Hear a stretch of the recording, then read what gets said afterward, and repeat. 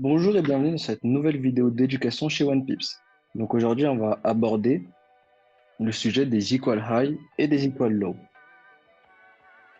Donc nous allons commencer par parler des liquidités qui vont être récupérées par le composite man. Les equal high ou EQH et equal low ou EQL sont des zones de support et de résistance que crée le marché pour inciter les acteurs à prendre un trade dans une certaine direction. Exemple, ceux qui traitent support et résistance et trendline, ou les chartistes, qui représentent du coup presque 80% des traders retail. Je parle bien de traders retail. D'accord? Donc, une fois décelés, nous allons nous attendre à ce que ces zones-là soient manipulées et nous allons attendre avant de prendre une position. Donc, par exemple, ici, si on regarde euh, avec la vision du coup des retail traders, on va dire basiques, nous voyons ici du coup une ligne de tendance qui se dessine, d'accord? Donc là, on voit bien une touche, deux touches à ce niveau-là. Donc ici, pareil, on voit bien une touche, deux touches à ce niveau-là. Et ça dessine du coup une ligne de tendance, d'accord? On voit également ici du coup une résistance, d'accord? Donc on voit ici un double top qui va, euh, du coup confirmer cette résistance-là, d'accord? Donc on voit bien que le marché passe en dessous. Ensuite, on va avoir un retest, d'accord? Un deuxième retest.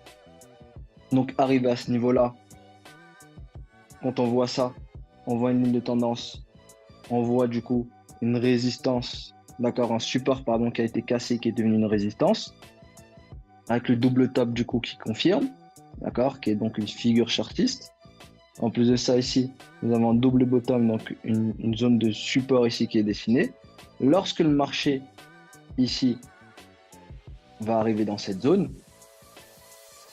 le retail trader, lui, basique, il va vendre à ce niveau-là. D'accord? Il va se dire, il y a une ligne de tendance, ça rebondit sur la ligne de tendance. En plus de ça, une résistance, un support a été cassé, est devenu résistance. En plus de ça, tu as le retest ici qui se fait. D'accord? Donc lui, il aura tendance à vouloir vendre à ce niveau-là, du coup, pour viser peut-être potentiellement cette zone de support qui est ici. Donc, nous, notre vision, elle est complètement différente. Nous voyons du coup bien une tendance baissière qui se dessine, donc on est bien dans le bon sens et dans le même sens du coup que le retail trader, l'accord basique. Sauf que nous, on va savoir qu'ici, on a injecté de l'argent pour créer ce mouvement, cette cassure.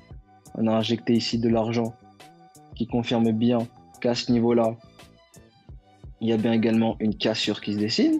D'accord? Donc on voit bien ici la ligne de tendance qui se dessine ici. Maintenant, nous, ce qu'on sait, c'est qu'à ce niveau-là, d'accord, lorsque le marché va venir ici, ce niveau-là de support, de résistance, pardon, qui est ici, on sait qu'il va être manipulé. D'accord? C'est ce qu'on va appeler equal high. Donc on sait que potentiellement, le marché, il va pouvoir manipuler ce niveau avant de continuer sa tendance baissière de base qui est dessinée ici. D'accord? Donc on voit bien ici notre structure majeure qui est à ce niveau-là. Donc c'est ça qu'on regarde. D'accord? On sait que potentiellement ici, on peut créer un high qui est du coup plus bas que le précédent. Mais nous voyons une zone de liquidité ici qui a été dessinée. Donc lorsque le marché va arriver ici, nous allons attendre que cette manipulation soit faite avant de potentiellement du coup prendre une position. Là, le marché il dessine du coup le vrai lower high, il dessine bien la manipulation ici, donc il manipule du coup ce niveau-là. Donc lorsque le marché lui il fait ça, là le retail trader basique va vouloir acheter. Pourquoi? Parce qu'il se dit la résistance a été cassée. Donc il va attendre un achat ici, et hop, le marché chute. Et inversement, lorsque le marché arrive ici, bah, il va vouloir acheter. Pourquoi? Parce qu'il y a une zone de support ici. Donc il va se dire, le marché, il a rebondi une fois, deux fois, donc lorsqu'il arrive ici, il va rebondir de nouveau. Et là, il se fait liquider sur l'achat. Ensuite, le marché revient, il dessine bien le lower high avec du coup la vraie intention baissière qui est ici, après la manipulation, avec le high qui est du coup bien plus bas que le précédent. Et ici, du coup, la continuation du mouvement pour créer le lower low. Donc ça va être du coup être vraiment notre vision, d'accord? Très différente du coup de celle-ci, d'accord? Donc on va directement voir un exemple sur le marché. Donc ici, on voit bien une première touche, une deuxième touche à ce niveau-là. Lorsque le marché il arrive ici, donc là on voit bien hein, le high et le low majeur, d'accord? Nos structures majeures qui sont ici. On voit bien ici une première touche ici, une deuxième touche ici. Donc on sait que potentiellement lorsque le marché va revenir ici, d'accord, le trader basique, il va vouloir racheter, d'accord? Donc on voit bien ici test, rebond, donc il va vouloir racheter ici à ce niveau-là. En plus de ça, il y a le W ici qui est donc une figure chartiste. Donc on voit bien la manipulation qui se crée ici pour vraiment liquider les personnes qui se placent ici avec leur SL du coup qui sont vraiment derrière ce niveau de support, hein.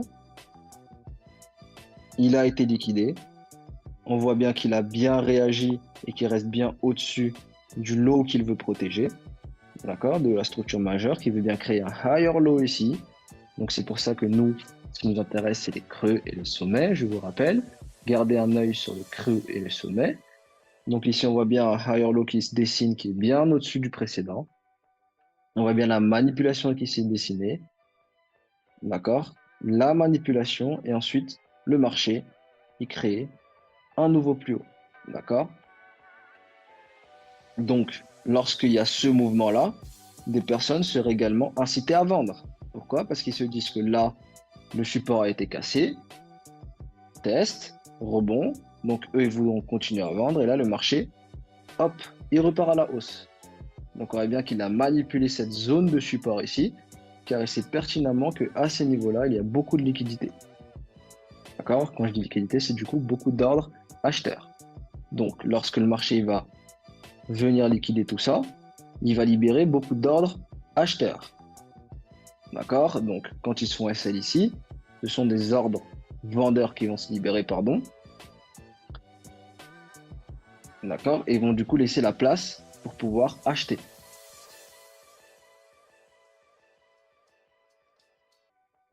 Donc, regardez ici, lorsque le marché revient à ce niveau-là, on voit bien du coup une touche, deux touches.